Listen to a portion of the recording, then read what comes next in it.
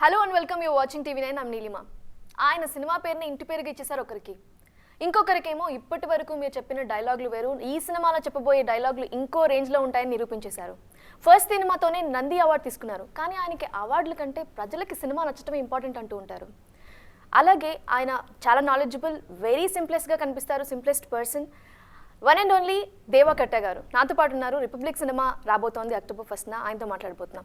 నమస్తే అండి. నమస్తే అండి. ఎలా ఉన్నారు? I'm good. We super excited because మీ సినిమా కోసం ఎప్పటి నుంచో వెయిట్ చేస్తున్నాం మేము, ఎప్పుడు వస్తుందా అని. నా సినిమా కోసం నేను కూడా వెయిట్ చేస్తున్నానండి.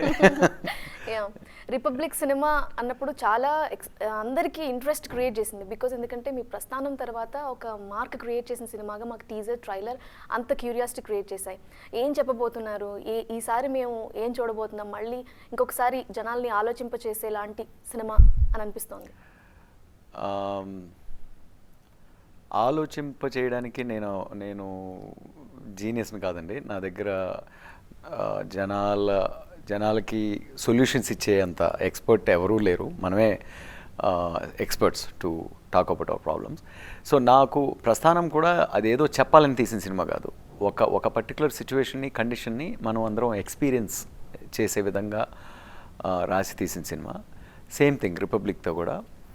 ఎప్పుడు నాకు రిపబ్లిక్ అనే థాట్ స్ట్రాంగ్గా ఎప్పుడు వచ్చిందంటే, ఆల్మోస్ట్ ప్రస్థానం అయిపోయిన టైం నుంచే స్ట్రాంగ్గా చేంజ్ చేస్తూ వచ్చింది ఆ థాట్. ఏంటంటే, ఒక బ్యూరోక్రాట్ పాయింట్ ఆఫ్ వ్యూలో ఒక న్యూట్రల్ ప్లేస్లో నుంచుని ఓవరాల్ సోషల్ అంబియన్స్ని మనం అబ్జర్వ్ చేయడం, అండ్ దెన్ మన ఫ్యామిలీ లైఫ్ని కానీ మన ఓన్ లైఫ్ని కానీ ఇవన్నీ ఇంటిగ్రేట్ చేసుకుంటూ మన సోషియో పొలిటికల్ ఎకనామిక్ వరల్డ్ని, ఆ ప్రపంచాన్ని ఒకసారి చూస్తే ఎలా ఉంటుంది, అందులో రైట్స్ ఏంటి, రాంగ్స్ ఏంటి అనేది కూడా మన కథలో ఒక కాన్ఫ్లిక్ట్ పాయింట్ అయితే ఎలా ఉంటుంది అనే ఆలోచన ఉండేది. ఒక బ్యూరోక్రాట్ అంటే నాకు ఒక కలెక్టర్, చిన్నప్పటి నుంచి కలెక్టర్ అవ్వాలనుకున్నాను, కాలేకపోయాను. సో కనీసం కలెక్టర్ సినిమా తీస్తే అన్న కలెక్టర్ అయిన ఫీలింగ్ వస్తుంది ఏమని చేశాను. ఐ మీన్ అదే డ్రీమ్. ఐ మీన్ చాలా మంది స్టూడెంట్స్కి లైక్ ఐఏఎస్ చేయాలనేది ఒక కిక్ ఉంటుంది బేసిక్గా. సో అది మనం ఒక్కోసారి అచీవ్ చేసుకునే పొటెన్షియల్ ఉండకపోవచ్చు. ప్రాబ్లీ నాకు లేదు అది. ఈ సినిమాకి నేను చేసిన రీసెర్చ్ ఇవన్నీ నేను అప్పుడే చేసి ఉంటే కలెక్టర్ అయ్యి ఉండేవాడిని. యా. సో బట్ స్టోరీ అనేది మన సోషల్ అంబియన్స్ గురించి. నాకు ఏంటంటే లాస్ట్ 30 ఇయర్స్గా ఒకప్పుడు మనం చూసిన మన వాళ్ళు తీసిన గొప్ప సినిమాలు, విశ్వనాథ్ గారు కానీ, బాలచంద్ర గారు కానీ, సంగీతం గారు కానీ, ఆల్ దీస్ గ్రేట్స్, మన ఎస్టర్ జనరేషన్ గ్రేట్స్, వాళ్ళందరూ ఏ కథ చెప్పినా, ఒక కామెడీ చెప్పినా, లవ్ స్టోరీ చెప్పినా, ఒక ఫ్యామిలీ స్టోరీ చెప్పినా, ఒక సింగిల్ ఉమెన్ స్టోరీ చెప్పినా, ఏం చెప్పినా ఆ రోజున్న లైఫ్ రిఫ్లెక్ట్ అయ్యేది కథలో, క్యారెక్టర్స్లో కానీ, కథలో కానీ. సమ్వేర్ అలాంగ్ మన చుట్టూ ఉన్న పరిస్థితుల్ని వీటి నుంచి డిటాచ్ అయిపోయి too unconnected to our lifes అన్నట్లు అయిపోయినాయి మన కథలు, మనం చేసే కథలు కానీ, మనం తీసేవి కానీ. సో నాకు తెలిసి ఏ కథకైనా అది కామెడీ చేసినా, ఏం చేసినా అది ఇంపార్టెంట్ అనేది నా ఉద్దేశం. సో దాన్ని ఒకసారి చూసుకుంటూ లైక్ కొంచెం అంటే ఓపెనింగ్, మన టీజర్లోనే ఒక ఓపెనింగ్ లైన్ ఉంటుంది, ఈ కాలంలో మన జీవితాల నుంచి రాజకీయాన్ని వేరు చేయలేమని. ఎందుకంటే ప్రతి ఒక్కరూ ఏంటంటే రాజకీయం ఇంకెవరిదో అన్నట్లుంటారు, ఇంకెక్కడిదో అన్నట్టు, ఏదో ఒక దూరమైన సంబంధించింది కాదు, అది ఒక దూరమైన వాతావరణంగాను, ఆ వాతావరణం మనల్ని బాధిస్తున్నట్టో లేకపోతే మనల్ని ఇజ్జిస్తున్నట్టు. బట్ రాజకీయం అనేది మనమే ఆ వాతావరణం, మనమే. ప్రతి ఒక్కరూ మన ఆలోచన తీరే మన చుట్టూ ఉన్న రాజకీయం. సో అదే రిపబ్లిక్ రిఫ్లెక్ట్ చేసేది ఏంటంటే, మనమే, మన చుట్టూ ఉన్న తీరే, మన ఆలోచన తీరే మన చుట్టూ ఉన్న రాజకీయం. సో ఆ రాజకీయాన్ని, మన జీవితాల్ని వేరు చేయలేమనే ఒక నిజాన్ని రూఢిగా ఒక ఫ్యామిలీ డ్రామా, ప్రస్థానంకి ఉన్న ఒక ఫ్యామిలీ డ్రామా ఎలా అయితే ఒక బేస్ అయిందో కథ చెప్పడానికి, మనం ఆ కథని ఎక్స్పీరియన్స్ అవ్వడానికి మన బేసిక్ డైలీ ఎమోషన్స్ తోటి డిజైన్ చేసిన స్టోరీ అనమాట ఇది. సాయి ధరమ్ తేజ్ చాలా ఇంటెన్స్గా కనిపిస్తున్నారండి, చాలా డిఫరెంట్గా కనిపిస్తున్నారు. ఇప్పటి వరకు ఒకలా చూసాము, ఈసారి చాలా కంప్లీట్గా. మీ సినిమాలో ఎవరైనా చాలా డిఫరెంట్గా కనిపిస్తారు, కొత్తగా అనిపిస్తారు. మీ డైలాగ్స్తోనే వాళ్ళు పాపులర్ అయిపోతుంటారు, మీరు రాసిన డైలాగ్స్ తోటి. ఆయన గురించి మీరు ఒక ట్వీట్ కూడా చేశారు, హీస్ ట్రాన్సిషన్ ఫర్ రిపబ్లిక్ అని చెప్పి. మీరు ఎలాంటి చేంజెస్ చూశారు సాయిలో? యాక్చువల్లీ ఒక క్యారెక్టర్ మనకు నచ్చినప్పుడు, కథ నచ్చినప్పుడు, అది మన మైండ్లోకి హార్ట్లోకి వెళ్ళినప్పుడు మనకి తెలియకుండానే ఆ క్యారెక్టర్ అవుతాం మనం.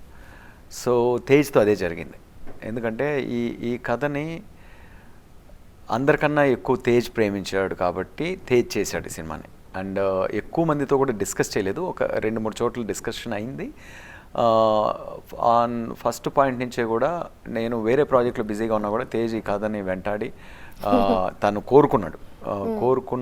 అండ్ తను నన్ను నా దగ్గర ప్రామిస్ చేయించుకోండి, ఈ కథ మాత్రం నాతో తప్ప ఇంకెవరితో చేయకూడదు అని. ఈ క్యారెక్టర్ నాకు కావాలి, ఈ క్యారెక్టర్ నేను చాలా స్ట్రాంగ్గా ఫీల్ అవుతున్నాను, నేను దీనికి ఏం చేయాలో అన్నీ చేస్తాను అని తేజ్ చాలా డీప్గా బాండ్ అయ్యి కథతో. అండ్ ఈ జర్నీ స్టార్ట్ అయింది. సో అది ఆటోమేటిక్గా ఎవ్రీ ఫ్రేమ్లోనూ మీకు రిఫ్లెక్ట్ అవుతుంది. ఆయనకే ఫస్ట్ చెప్పారా, ఎవరికైనా లేదు, మేము చూసిన ఐడియాగా డిస్కస్ చేస్తూ వచ్చాను ఇంకొకరిద్దరితో, ఐడియా స్టేజ్లోనే డిస్కస్ చేస్తూ వచ్చాను. బట్ ఆ ఐడియాగా డిస్కస్ చేసినప్పుడే తేజ్ కూడా ఐడియా స్టేజ్లోనే పట్టుకున్నాడు, దాన్ని పట్టుకొని ఐ వాంట్ దిస్ ఫిల్మ్ అని చెప్పి అక్కడి నుంచి నా టైం మొత్తం నా రెస్పాన్సిబిలిటీస్ అయిన తర్వాత ఈ ప్రాజెక్ట్ నేను టేకప్ చేసుకోగలిగే టైం దొరకగానే తను నన్ను ట్రాక్లోకి తీసుకొని దానికి డెవలప్మెంట్ టైం ఇచ్చేసాడు. సో అలా జరిగింది అనమాట. ఇది తాను ఎలా మార్చేసుకున్నారు ఒక ఐఏఎస్ ఆఫీసర్గా? ఎలాంటి చేంజెస్ మీరు అంటే బేసిక్గా క్యారెక్టర్ ఇదేం పౌరాణికం కాదు మనం మార్చుకోవడానికి, లేకపోతే ఏదో ఒక స్పోర్ట్స్ ఫిల్మ్ కాదు, ఏది 6 ప్యాక్లు చేసేసి వచ్చి మజిల్స్ తిప్పడానికి. సొసైటీ మీద కన్సర్న్ ఉండాలి, స్ట్రాంగ్ గా కనిపించాలి. సొసైటీ మీద కన్సర్న్ మనందరికీ ప్రతిరోజు ఉంటుంది, ప్రతి ఒక్కరికి ఉంటుంది. మన ఏంటి సొసైటీ మీద ఎందుకు కన్సర్న్ మనకి? ఎందుకు కన్సర్న్ అంటే బేసిక్గా we are living in a society and how the situations or scenarios around us, they are automatically part of us. So పర్టికులర్గా మనం ఏదో సమాజానికి మనం ఏం చేయక్కర్లా, సమాజాన్ని మనం చెడపకపోతే చాలు బేసిక్లీ. సో ప్రతి ఒక్కరూ వీఆర్ లివింగ్ కాన్షియస్, మనం అందరం కూడా కాన్షియస్గానే ఉంటాం. మై పాయింట్ ఈజ్ ఆ కథలో ఉన్న ఎలిమెంట్స్, ఆ ఎమోషన్స్ తేజ్ బాగా డీప్గా కనెక్ట్ అయిన రోజు నుంచి తను ఆ క్యారెక్టర్ అయిపోయాడు. Whenever we you are discussing, దానికి కావాల్సింది ట్రాన్స్ఫర్మేషన్ టు మేజర్ ట్రాన్స్ఫర్మేషన్ ఏమన్నా, దానికి ఏ స్టేజ్లో ఎలాంటి బట్టలు వేసుకోవాలి అండ్ ఏ మాట మాట్లాడేటప్పుడు ఎటువంటి బాడీ లాంగ్వేజ్ ఉండాలి, అవన్నీ చాలా బేసిక్ స్టఫ్ అది. So it's more or less common sense అన్నమాట కంప్లీట్లీ అది. సో బట్ ఆ కామన్ సెన్స్లోకి మన మైండ్ని, మన బాడీని ట్రైన్ చేయడానికి కొద్ది రోజులు మేము టైం స్పెండ్ చేయడం జరిగింది. ఇది ప్రతి సీన్లోనూ ఒక రీడింగ్ కానీ, ఆ సీన్ మనం ఎలా స్టేజ్ చేయాలి, ఎలా ఐ కాంటాక్ట్స్ ఉండాలి, ఎలాంటి బాడీ లాంగ్వేజ్తో, ఎలాంటి టోన్తో, ఎలాంటి దీంతో. అంటే యాజ్ అ కలెక్టర్ అన్నప్పుడు ఏది అంత మనం అంటాం కదా ఊరమాస్ లాగా ఏమీ మాట్లాడకూడదు. But at the same time తను మాట్లాడే ప్రతి మాట ఒక తోటలా ఉండాలి. అంటే ఒక బూత్ కన్నా బలమైనది నిజమైన మాట. ఓకే, సో కాబట్టి ఆ బలాన్నే మేము ఆ బలం మీదనే డిపెండ్ అవుతూ ఆ క్యారెక్టర్ని అప్రోచ్ చేయడం జరిగింది. సో తను ఐ థింక్ ఈ సినిమాలో అన్నిటికన్నా, నా డైలాగ్స్ కన్నా, నా సబ్జెక్ట్ మ్యాటర్ కన్నా, సినిమా కన్నా తేజ్ ఒక పెద్ద సర్ప్రైజ్ ఫ్యాక్టర్ అవుతాడు మీకు. అంటే తనలో ఉన్న పొటెన్షియల్ని పూర్తిగా అన్లీష్ చేసిన సినిమా అవుతుంది అది, యాజ్ అన్ యాక్టర్. అది ఆయన హెల్త్ ఎలా ఉందండి? Is very fine, totally recovering. చాలామంది అయితే మరి కనిపించట్లేదా, కనిపించాలి కదా, బయటికి వచ్చి వేవ్ చేయాలి కదా, ఇవన్నీ అంటుంటారు. ఆ ఫ్రస్ట్రేషన్ ఉంటుంది, ఎందుకంటే నాకు కూడా ఉంటుంది ఆ frustration. Tej is super safe, absolutely fine, recovering completely. Doctors ఏంటంటే ఇప్పుడు మనం కోవిడ్ పరిస్థితుల్లోనూ రకరకాల ఇన్ఫెక్షన్స్తోనూ ఉన్నాం. ఈ స్థితిలో అతనికి ఎటువంటి ఇన్ఫెక్షన్స్ రాకూడదు అనే విషయంలో చాలా ఐసోలేటెడ్గా పెట్టుకొని మేమందరం కూడా చాలా జాగ్రత్తగా తనని రిలీజ్ అయ్యే వరకు కూడా మేము ఎక్స్పోజ్ చేయవద్దు అనే ఉద్దేశంతోనే ప్రొటెక్ట్ చేసుకుంటున్నాం. రోజు తనతో కమ్యూనికేట్ చేస్తున్నాం, సినిమా గురించి ఏం జరుగుతుందో తనకు తెలుసు. తను ఎంజాయ్ చేస్తున్నాడు. తను జస్ట్ ఏంటంటే మనకు కనిపించకుండా ఎంజాయ్ చేస్తున్నాడు మా ప్రాసెస్ అంతా. సో అది తను ఇలా ఉండడం కూడా ఎంజాయ్ చేస్తున్నాడు. తను ఐసోలేటెడ్గా సినిమా రిలీజ్ అయ్యే వరకు ఇలా ప్రొటెక్ట్ అయ్యి ఉండే నేను ఎంజాయ్ చేస్తాను. సినిమా రిలీజ్ అయిన తర్వాత బయటకు వస్తాను. ఆయన ఇంటికి వచ్చేసరికి, అంటే డిశ్చార్జ్ ఇంటికి వచ్చేసరికి సూపర్ హిట్ ఇవ్వబోతుంది. I hope so. అది నాకన్నా కూడా తేజ్కి ఎక్కువ నమ్మకం ఉంది ఆ విషయంలో. ఈ డేట్ కూడా ఫిక్స్ చేసిన తేజ్, October 2 గాంధీ జయంతి సార్. ఇప్పుడు కరెక్ట్గా మనకు వేవ్లోంచి బయటకు వచ్చాం, సెకండ్ వేవ్లోంచి. మరి ఈ డేట్ దాటితే మళ్ళీ అటువంటి మంచి డేట్ దొరుకుతుందో లేదో అని దానికి స్ట్రాంగ్గా ఫిక్స్ అయిపోండి అని చెప్పేశాడు. ఇప్పుడు కూడా తను రికవర్ అయిన టైంలో కూడా తను ఆ డేట్ గురించి చాలా ఎక్సైటెడ్గా ఉన్నాడు and is looking forward for this. So October 1st is the release and 2nd is Gandhi Jayanti. So it's going to happen according to his wish. Yeah, ప్రజాస్వామ్యం అంటే ఏంటండి? ఈ ట్రైలర్లో చూసాం, మీ ఉద్దేశం ఏంటి? మనం జనరల్గా ప్రజాస్వామ్యం అంటే it's as simple as the word. ఆ మాటలో ఉన్నదే అర్థం దానికి, ప్రజలే పాలకులు అనేది, రైట్? బట్ ఆ ప్రజలే పాలకులు అనేది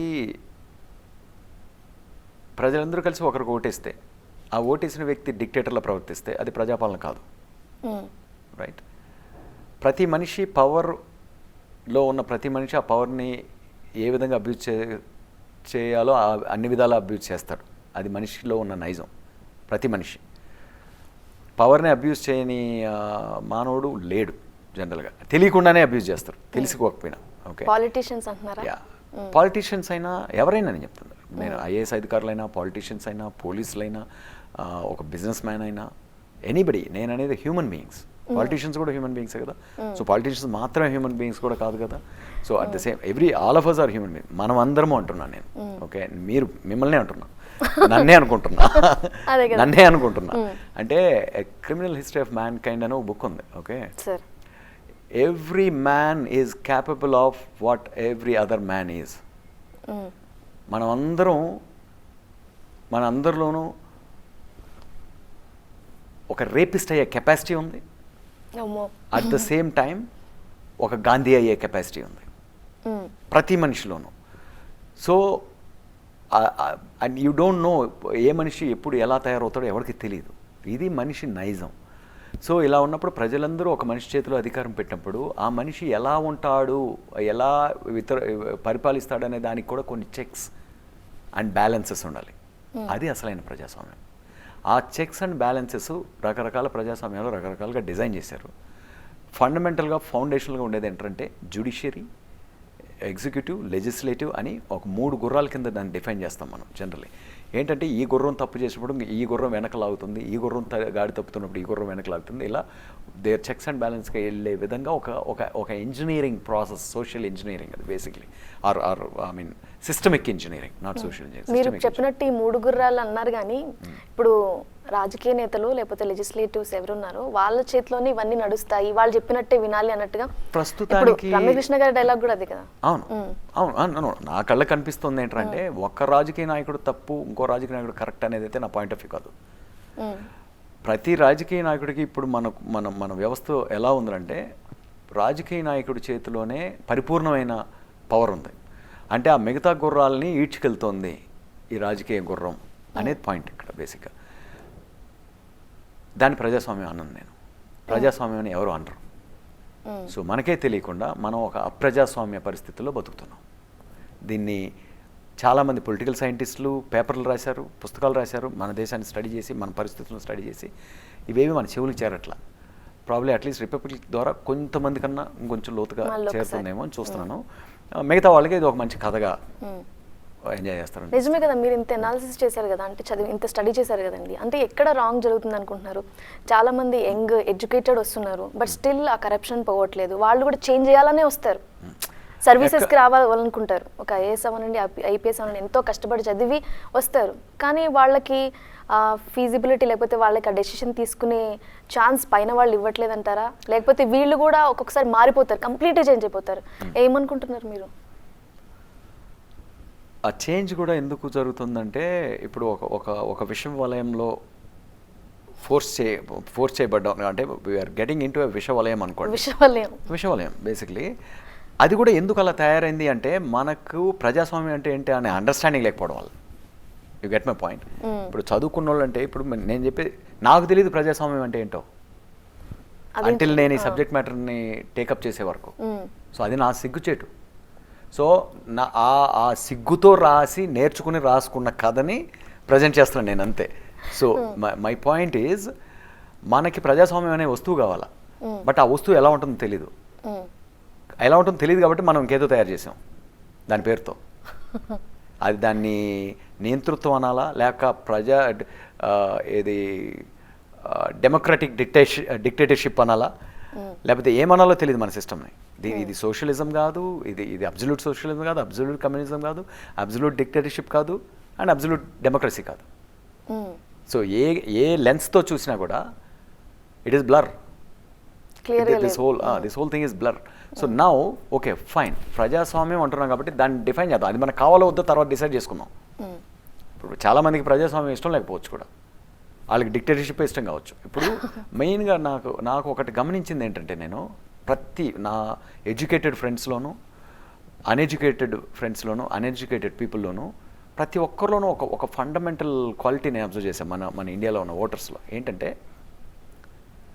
మనం ఓటేసినోడు వాడు డిక్టేటర్ అయితే మనం ఎంజాయ్ చేస్తున్నాం.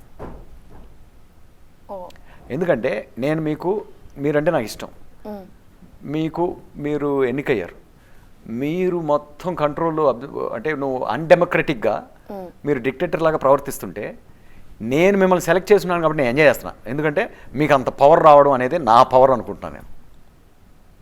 ఈ క్వాలిటీ మీలో నేను చెప్తున్నాను. మిస్యూజ్ అనుకోవట్లా. నేను ఎలక్ట్ చేసిన మనిషే కదా, వాడు చేసింది ఏదైనా కరెక్టే అనుకుంటున్నాం మనం.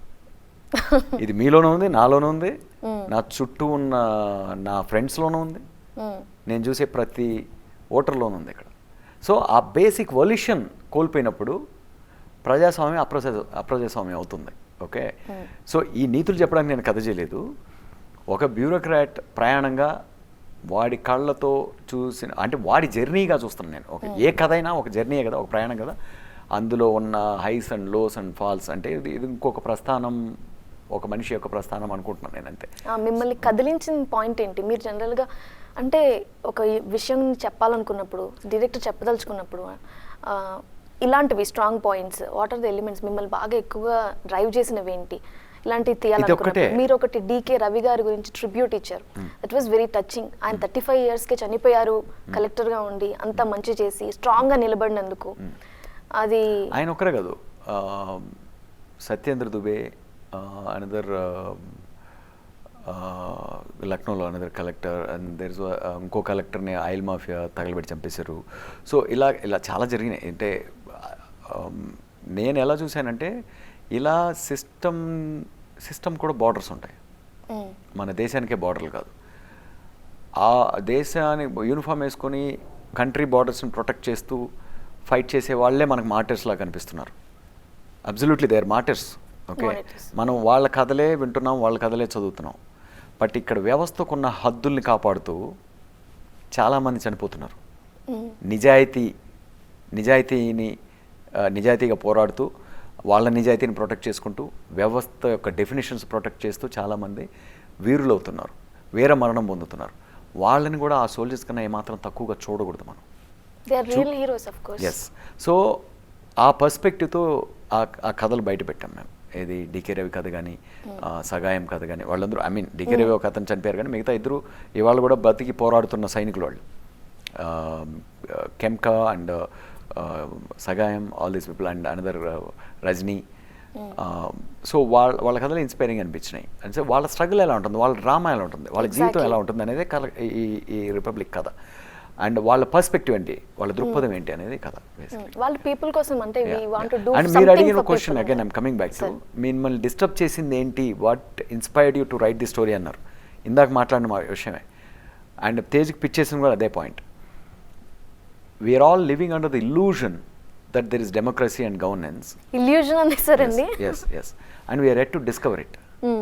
మనకి ఏంటో కూడా అంటే 75 ఏళ్ల ప్రజాస్వామ్యం జీవితంలో ఇది మనం ఇంకా ప్రభుత్వం ఉందనే భ్రమలో బతుకుతున్నాం, కానీ ఆ ప్రభుత్వం ఎలా ఉంటుందో కూడా మనకు తెలియదు అనేది point of view. I'm seriously, it's not a laughing matter. మీరు నవ్వుతుంటే నాకు ఇంకా చాలా కంగారుగా ఉంది. మీకు తెలుసా పోనీ? My point is, now how educated you are, tell me. మీరేం చదివారు చెప్పండి? బీటెక్ చదివానండి. సారీ, నౌ టెల్ మీ, మీకు తెలుసా ప్రజాస్వామ్యం ఏంటంటే? మీరు చెప్పండి మీ పాయింట్ ఆఫ్ వ్యూ. మన కోసం ఏదైనా మంచి చేస్తారు, ఇప్పటి వరకు నాకు నచ్చలేదు, కొంతమంది కరప్ట్ చేస్తారు, కరప్షన్ ఉంది, అది నాకు నచ్చలేదు, కొన్ని మార్చేయాలనుకున్న వాళ్ళు మార్చవాలి, సొసైటీలో కొంచెం మార్పు కావాలి అనుకున్నప్పుడు టోటల్ క్లారిటీ లేకుండా ఇల్యూషన్తో మాట్లాడుతున్నారు మీరు. ఓకే, ప్రజాస్వామ్యం ఏంటని ఒక డెఫినేషన్ అడుగుతున్నాం మిమ్మల్ని. ప్రజాస్వామ్యం, ప్రజల చేత ప్రజల కోసం. అదే ఒక చెత్త డెఫినేషన్ చెప్తాం మనం అందరం. ఏంటి ప్రజల చేత ఏంటి, ప్రజల కోసం ఏంటి? మన కోసం, మనందరి కోసం ఒక వ్యక్తి నిలబడి నాయకుడిగా ఉండేవాడు. అది అతను పరిపాలించే విధానాన్ని ప్రజాస్వామ్యం అనుకుంటాం. లేదు అది కాదులేండి, అది కాదా? స్టడీ మీరు కూడా మీరు నేను నేర్చుకున్నట్టు మీరు కూడా నేర్చుకోండి, స్టడీ చేయండి కొంచెం. But anyway, so this is the debate. I mean నా పాయింట్ ఇది, నేను I just I was joking with you. But నాకేంటంటే ఆ పాయింట్ని ప్రతి ఒక్కరు కొంచెం ఒకసారి కలబెట్టుకుంటే చాలు అని అనే పర్పస్ చాలు నాకు ఈ సినిమాతో, అంతే. That's all. అసలు ఇల్యూజనే అనుకున్నప్పుడు, అసలు డెమోక్రసీనే లేదనుకున్నప్పుడు మనం వెళ్ళి ఓట్లు వేయడం కూడా దండగే కదా. డెమోక్రసీ అనుకుని ఇంకేదో తెచ్చుకొని పులుకుంటున్నాం అంటున్నాను నేను. అది కాదు, ఆ సినిమాలో ప్రస్థానంలో ఒక డైలాగ్ ఉంది, మన దేశంలో ఎలక్షన్సే ఒక పెద్ద డ్రామా, ఓటర్లే మహానటులు అని. ఏమన్నా తప్పు ఉందా దానిలో? పోనీ ఏ ఓటర్ అన్నా దాన్ని ఖండించగలరా? మహానటులు అంటే అర్థం కాలేదండి. వాళ్ళు మహానటులు, వాళ్ళు ఓన్లీ కంప్లైంట్ చేయడం తెలుసు.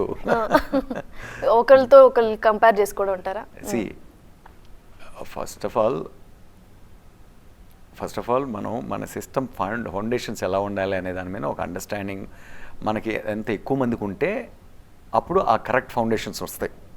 మన లోకలైజేషన్ కానీ, డీసెంట్రలైజేషన్ అంటే స్వపరిపాలన అంటే ఇప్పుడు మీరు యూఎస్కి వెళ్ళారనుకోండి, యూఎస్ కూడా డెమోక్రసీనే, మనది లార్జెస్ట్ డెమోక్రసీ అని ప్రౌడ్గా చెప్పుకుంటాం. బట్ నా ఉద్దేశంలో ఈవెన్ దో అక్కడ ట్రంప్ లాంటి చాలా ఇవి జరిగినా that is still the most effective democracy.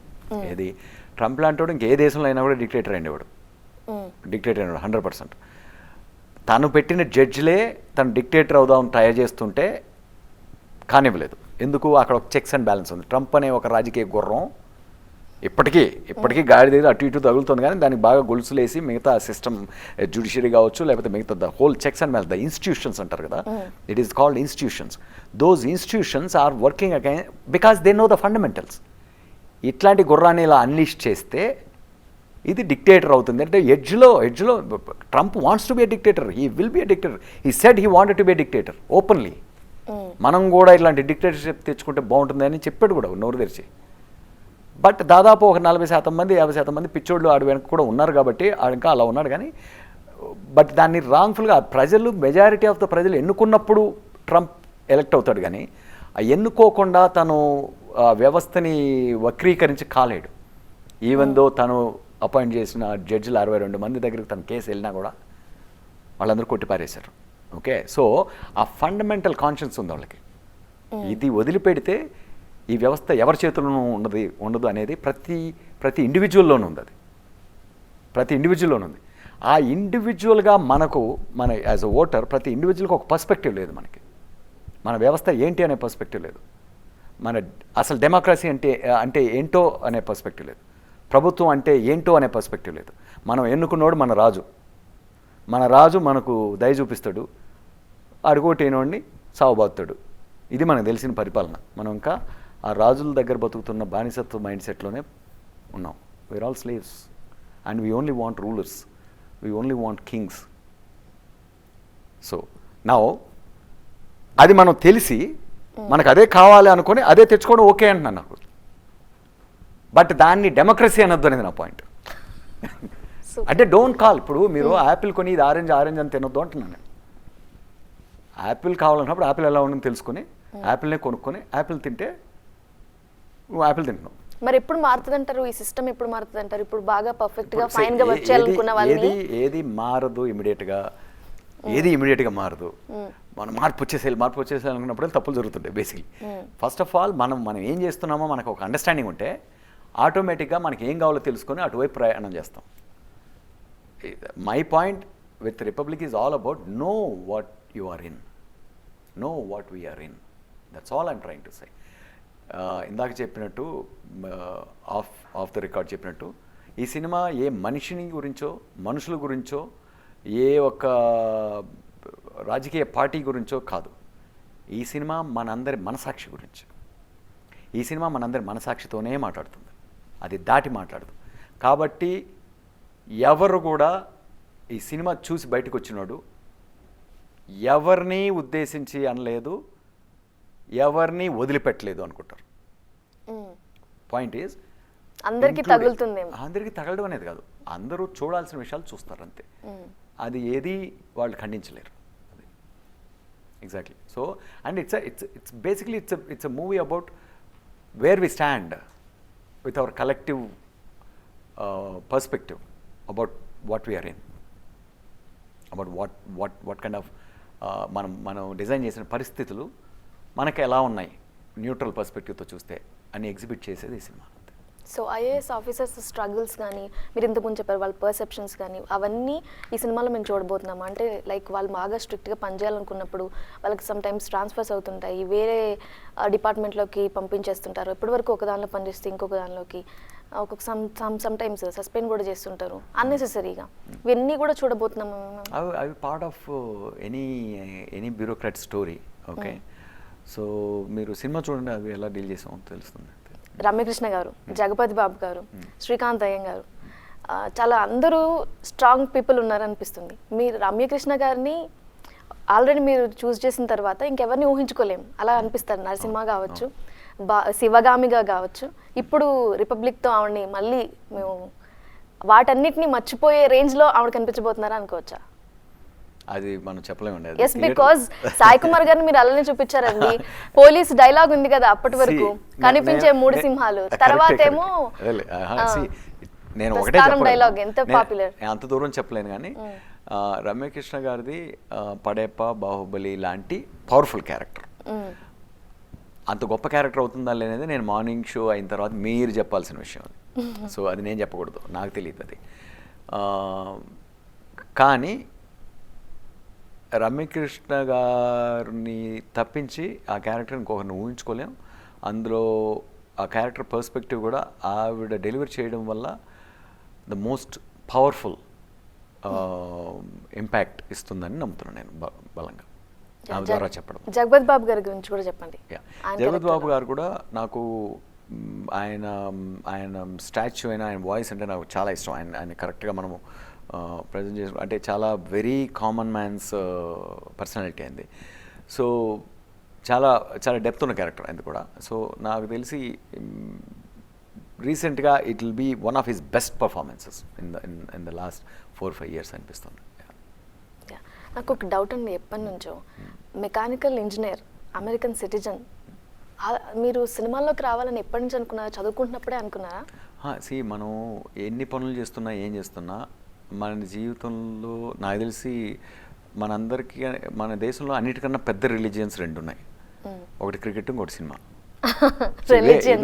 ఇవే పెద్ద రిలీజియన్స్. ఓకే, మనం అందరము ఈ మతాల్లో ఉంటాం బేసిక్గా. ఏదో ఒకటి క్రికెట్ మతంలోనో లేకపోతే సినిమా మతంలో లేకపోతే 2 మతాల్లోనూ ఉంటాం. So that is part of my life also. చిన్నప్పటి నుంచి కూడా సినిమా అండ్ క్రికెట్ రెండునా అండి? I also enjoy cricket basically.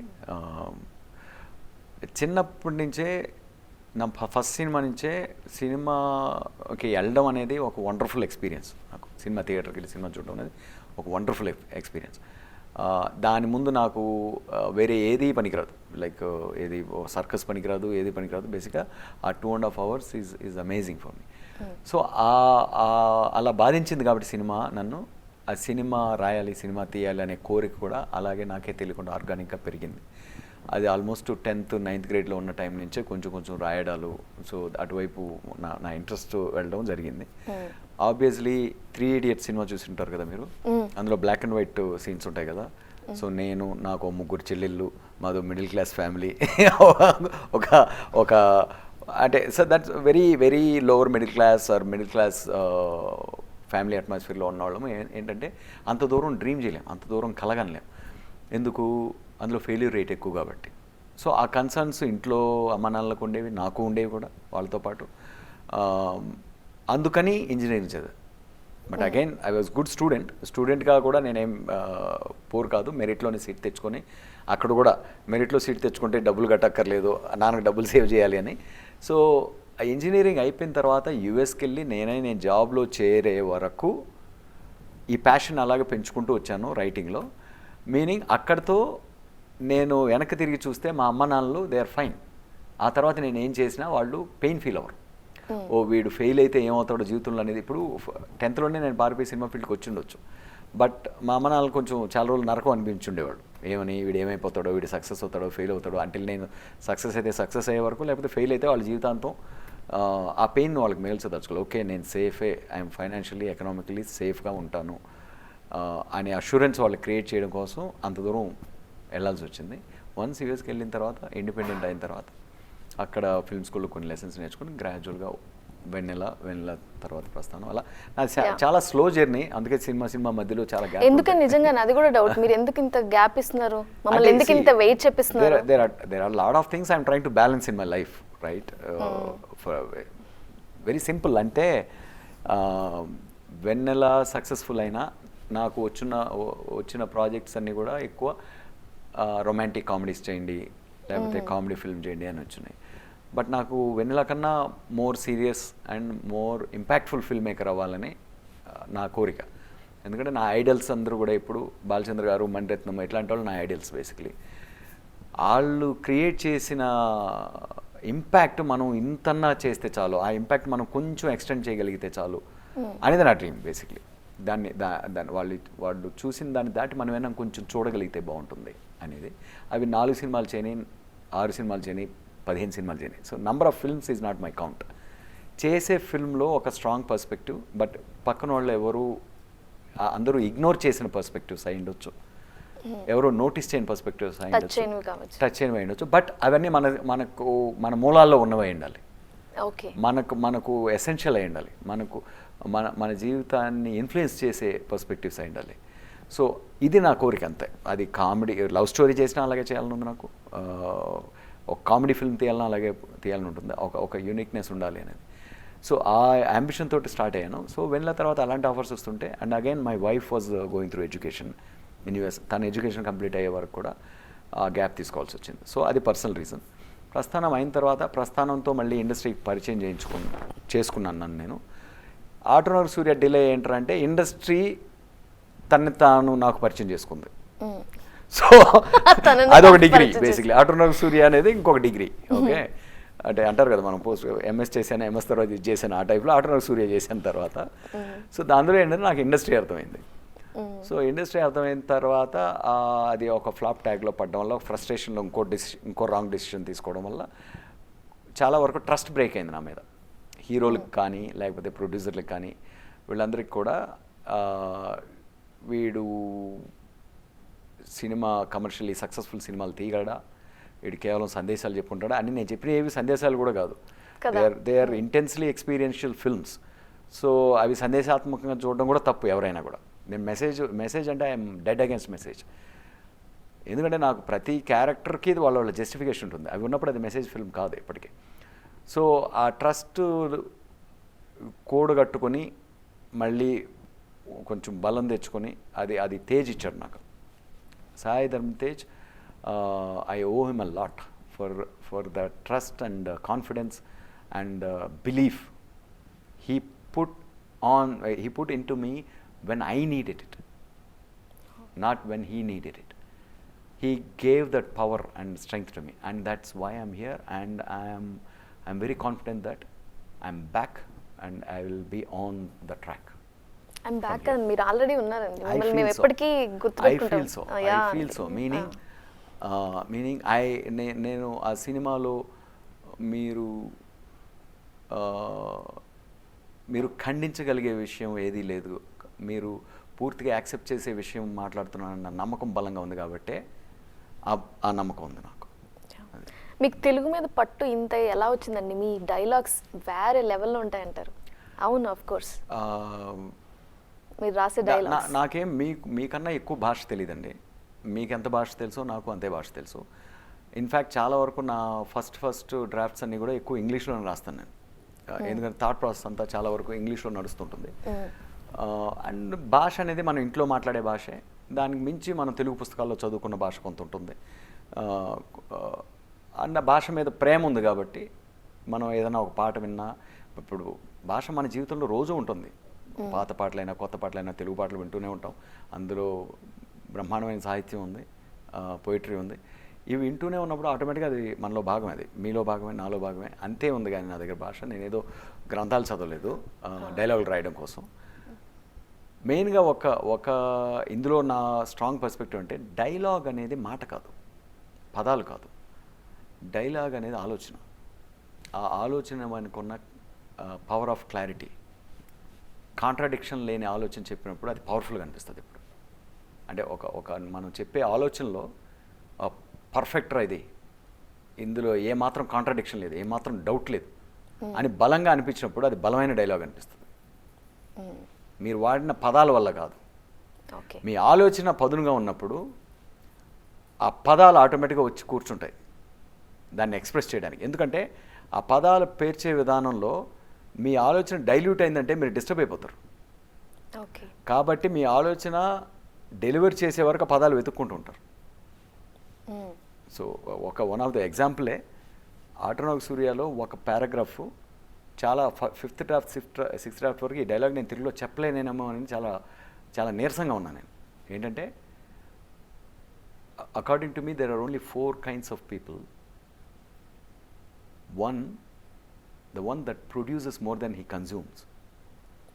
The one that produces as much as he consumes. And the one that cannot produce lives on the other two. And there is the 4th kind, the looter kind, who loots all the 3 kinds. ఇలా వచ్చింది ఆ dialogue first ఇంగ్లీష్లో ఉన్నది. దీన్ని నేను తెలుగులో translate చేసుకున్నాను అనుకోండి, ఉత్పత్తి కన్నా ఆస్వాదించేవాడు అని డిక్షనరీ పెట్టుకుని రాస్తే అలా రాయాలి నేను. నిజం. అది మీరు ఏం చేసి ఉండేవాళ్ళు నన్ను ఆ సినిమా ఆ డైలాగ్ అలా రాసినట్టే, ఆ ట్రైలర్ డైలాగ్ అది ఆటోమేటిక్, రైట్? సో వేరే విధంగా వేరే ఆర్టికులేషన్లో వెళ్ళాలి నేను. అంటే తిన్నదానికన్నా ఎక్కువ పండించేవాడు, కనీసం తిన్నంత మాత్రం పండించేవాడు, పండించే కెపాసిటీ లేక అడుక్కు తినేవాడు, ఈ ముగ్గురిని దోచుకు తినే 4వ జాతి ఒకటి ఉంది, లోఫర్ జాతి. సో ఇది అంత సింపుల్గాను, అంత క్లియర్గాను, అంత పదాలతోటి, ఆ అల్లికతోటి చెప్పడానికి నాకు 4th 5th డ్రాఫ్ట్ వరకు నాకు ఆ తెలుగులోకి ట్రాన్స్లేట్ చేయలేకపోయా డైలాగ్ని. సో అలాంటి స్ట్రగుల్స్ నేను ఫేస్ చేస్తూనే ఉంటాను. సో కాబట్టి నాకు భాష అనేది నేను ఇప్పటికీ స్ట్రగుల్ అవుతూ ఉంటాను నా ఆలోచనలు చెప్పడానికి పదాలు వెతుక్కుంటూ. So my point is my dialogues are my thoughts is what I say. ఒక ర్యాపిడ్ ఫైర్ ఉంది సార్, అందుకోసం.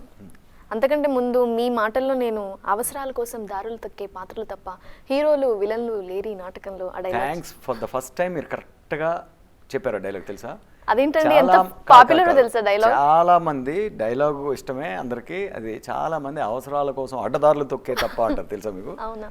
అడ్డదారులు తొక్కే తప్ప అంటే డైలాగ్ మొత్తం కొలాప్స్ అయిపోయింది, తెలుసా మీకు ఆ విషయం? అవునా? అంటే హీరోలు విలన్ లేరు అనేది కదా పాయింట్, ఎండ్ పాయింట్. ఇక్కడే అడ్డదారులు అన్నారు మీరు, అంటే ఎక్కడే విలన్ చెప్పేశారు కదా మీరు. నిజమే, ఓన్లీ విలన్ గురించి మాట్లాడుతున్నారు. అప్పుడు హీరోలు విలన్ లేరు అని చెప్పట్లే మీరు, అందరూ విలన్లు అంటున్నారు మీరు. సార్ మీ మాటల్లో చెప్పాలి, ఒకసారి ఆ డైలాగ్ మీరు చెప్పండి సార్. సాయి కుమార్ గారిది మేము విన్నాం చాలాసార్లు. ఒక్కసారి ఆ పురాణాలు దాటిచ్చి చూడు, అవసరాల కోసం దారులు తొక్కే పాత్రలు తప్ప హీరోలు విలన్లు లేరు ఈ నాటకంలో. ఓ super sir, thank you so much. Rapid fire start చేద్దాం సార్. మీరు వలస ఒక డిజిటల్ అప్పుడు ఫస్ట్ స్టార్టింగ్ ఇదే కదా సార్. సో అందుకని మీరు అక్కడ అమెరికాలో ఉన్నప్పుడు ఏమన్నా డిఫికల్టీస్ కానీ లేదా చాలా మంచి మెమరీ గుర్తుండిపోయింది ఏదైనా మాతో షేర్ చేసుకుంటారా? అలా గుర్తుండిపోయే బ్యాడ్ మెమరీ అంటున్నారా, గుడ్ మెమరీ అంటున్నారా? బ్యాడ్ ఉంటే బ్యాడ్ చెప్పండి. నాకు జరిగిన ఒక యాక్సిడెంట్ బాగా గుర్తుంది. అయ్యో. అమెరికాలో. సో మేము ఫోర్ట్ రోడ్ మీద నైట్ క్లబ్స్కి వెళ్ళి రిటర్న్ వెళ్తుంటే మా ఫ్రెండ్ ఒకడు, అంటే గ్యాస్ స్టేషన్కి వెళ్ళే ముందు కొంచెం మెయిన్ స్పీడ్లో వెళ్తున్నాము, ఆల్మోస్ట్ దాటే టైంలో గ్యాస్ స్టేషన్లో అరే సిగరెట్లు కావాలి తిరుగు అంటే అటు ఇటు కానీ మైండ్ సెట్ తోటి తిప్పాను. సో అది వెళ్ళి ఒక జంప్ అయ్యి ఒక యాక్సిడెంట్ అయింది. సో దాని చుట్టూ ఉన్న పరిస్థితులనే బాగా మెమరబుల్ ఇన్సిడెంట్స్. అయ్యో. ఇండియన్ పీపుల్ అంటే అక్కడికి వెళ్ళినప్పుడు ఎలాంటి డిఫికల్టీస్ ఫేస్ చేస్తారు జనరల్గా? డిఫికల్టీస్ అక్కడ డిఫికల్టీస్ ఉంటాయి, ఇక్కడ డిఫికల్టీస్ ఉంటాయి. ఇట్స్ బేసిక్గా కమింగ్ ఆఫ్ ద ఏజ్ డిఫికల్టీసే ఎక్కడైనా. అక్కడ వేరే సిస్టమ్ కాబట్టి మనం ఇండిపెండెంట్గా జాబ్ అంటే కాలేజ్కి వెళ్ళిన దగ్గర నుంచే మనం కాలేజ్లో చదువుతూనే జాబ్ చేయాల్సి ఉంటుంది. సో అవి వేరే రకమైన రెస్పాన్సిబిలిటీస్ నేర్పుతాయి. So there are no difficulties academy. America only makes your life easier and responsible అనిపిస్తుంది, మోర్ రెస్పాన్సిబుల్. Yeah sir. మీరు మీ సినిమాల్లో రిపీట్ చేసిన యాక్టర్స్ గురించి అడుగుతున్నాను నేను, వాళ్ళతో ఉన్న మెమరీ మాకు చెప్పండి. Sharwanand Shivanand, his transformation from Vanilla to Prasthanam is very phenomenal. Sai Kumar గారు సాయి కుమార్ గారు ఆయన నేను ఫస్ట్ ప్రస్థానం స్టోరీ నరేట్ చేసినప్పుడు ఆయన ఇంట్లో ఆయన ఆల్మోస్ట్ అక్కడే క్యారెక్టర్ లాగా బిహేవ్ చేయడం మొదలుపెట్టారు. అది గుర్తుంది బాగా. ప్రస్థానం నుండి ప్రస్థానం నరేట్ చేసినప్పుడు స్టోరీ నరేట్ చేసినప్పుడు first time. Yeah. Sanjay Dutt గారు ప్రస్థానం హిందీ సంజయ్ దత్ గారు ఆయన హగ్స్ ఆయన చాట్స్ అంటే నాకు చాలా బాగా ఇష్టం. అంటే చాలా ప్రేమ కుమ్మరిస్తూ ఉంటారు బేసిక్లీ ఇప్పటికీ. సార్ మిమ్మల్ని ఎక్కువగా అందరూ అడిగే ప్రశ్న నెక్స్ట్ సినిమా ఎప్పుడు? కరెక్టే. ఆన్సర్ కూడా చెప్పండి సార్. ఓ ఇప్పుడు దీని తర్వాత నెక్స్ట్ సినిమా చూద్దాం. అది సరిగా ఆడి అందరూ నన్ను నేను పిలిస్తే కథలు చెప్పి చేస్తా. Who is your favourite actress?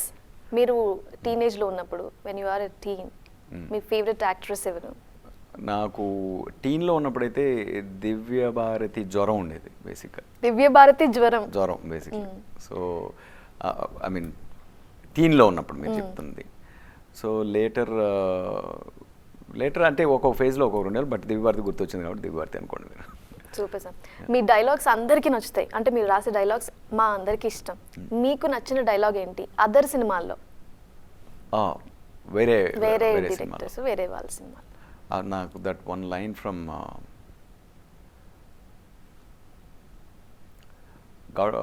స్కార్ఫేస్లో restaurant scene ఉంది. బ్యాడ్ బాయ్ అనే సీన్, అంటే look at the bad boy అనే దీనిలో దానిలో I'm right even when I'm wrong అన్న కాయినింగ్లో ఒక డైలాగ్ ఉంటుంది. I'm right even when I'm wrong. అంటే there is lot of meaning. Correct అన్నట్లు. బట్ ఆ ఒక లైన్ చూడకూడదు మీరు, ఆ హోల్ సీన్ చూడాలి. ఆ డైలాగ్ అలా కాయిన్ చేయడం దాని ఎఫెక్ట్ ఎంత పవర్ఫుల్గా ఉంటుందో తెలియడానికి అది బాగా గుర్తొచ్చింది మీరు అంటే. సార్ మీకు ఎవరి సినిమాలు నచ్చుతాయి? జనరల్గా చాలా సినిమాలు నచ్చుతాయి, అందరి సినిమాలు నచ్చుతాయి. మీరు ఎక్కువగా ఎవరి సినిమాలు చూడడానికి ఇష్టపడతారు? అంటే మీరు హీరోలు చెప్తున్నారా డైరెక్టర్స్ అంటే ఇప్పుడు ప్రతి డైరెక్టర్ కొన్ని సినిమాలే చేయగలరు. కాబట్టి మన జీవితంలో కొన్ని సినిమాలే చూడలేం కదా, చాలా సినిమాలు చూస్తుంటాం. కాబట్టి చాలా మంది డైరెక్టర్లు ఇష్టం. ఒక సింపుల్ ఆన్సర్ ఇవ్వాలంటే నేను ఇప్పుడే ఈ మధ్యన మూవ్ అయిన ప్లేస్లో ఒక 12 మంది డైరెక్టర్ల బెస్ట్ ఫిల్మ్స్ ఇది చేసుకున్నాను. సో అందులో టాప్ చెప్పాలంటే Stanley Kubrick is one of my idol, number 1. So and చనిపోయిన వాళ్ళలో ఇప్పుడు latest obviously Nolan is the man, story teller man. Okay sir. Vennela సినిమాలో ఒక పాపులర్ సాంగ్ ఉంది, చాలా అందరికి నచ్చేసిన సినిమా ఆ సాంగ్, అది చేస్తారా లవ్ అదొకటి. అండ్ ప్రస్థానంలో ఎవడో వాడు అని, అందులో లిరిక్స్ కూడా డిఫరెంట్గా ఉంటాయి. రక్తం చూడని రాజే లేడు, పాపం చేయని మునే లేడు అని. ఈ 2 సాంగ్స్లో ఒకటి పిక్ చేయాలంటే ఏది? ఎవడో వాడు. ఎక్కువసార్లు విన్న సాంగ్ ఈ రెండిట్లో? ఆ రెండిట్లో ఎక్కువసార్లు కూడా ఎవడో వాడు విన్నట్టు. యా. మీకు బాగా నచ్చిన సినిమా లేదా ఎక్కువ సార్లు చూసిన సినిమా ఏది? God father obviously. God father, Scarface చాలా ఉన్నాయి, అంటే ఒక 10 ఉంటాయి. తెలుగు సినిమా ఏదైనా ఒకటి చెప్పండి. రీవిజిట్ నాకు తెలుగు సినిమాల్లో రుద్రవీణ అంటే చాలా చాలా ఇష్టం. అంటే లైక్ ఆఫ్ లేట్ అంటే ఎక్కువ ప్రాబ్లీ రీవిజిట్ చేసి ఉంటాను రుద్రవీణ సినిమాని. అండ్ శంకరాభరణం ఇట్లాంటి ఫిల్మ్స్ చాలా ఇష్టం. యా, అంటే రిపీట్గా మనం ఎప్పుడు రీవిజిట్ చేస్తామంటే ఆ సినిమా చూసిన ప్రతిసారి అంతే ఎమోషన్, అంతే ఫీలింగ్ ఇస్తుంది మనకి. సో అలాంటి సినిమాలు చాలా తక్కువ, ఈ మధ్య కాలంలో చాలా తక్కువ చేస్తున్నాం మనం. అందుకని పాత క్లాసిక్స్కి వెళ్ళాల్సి వస్తుంది రీవిజిట్ అంటే.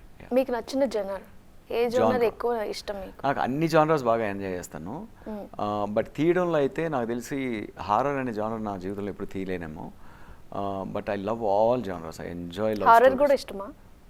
హారర్ కూడా ఇష్టమే, బట్ డ్రామాటిక్ హారర్ ఇష్టం. నాట్ లైక్ ఊరినే జిమ్మిక్ హారర్స్ హేట్. ఇప్పుడు బ్రీత్ అని ఒక ఫిల్మ్ ఉంది, మీరు చూసారు లేదో?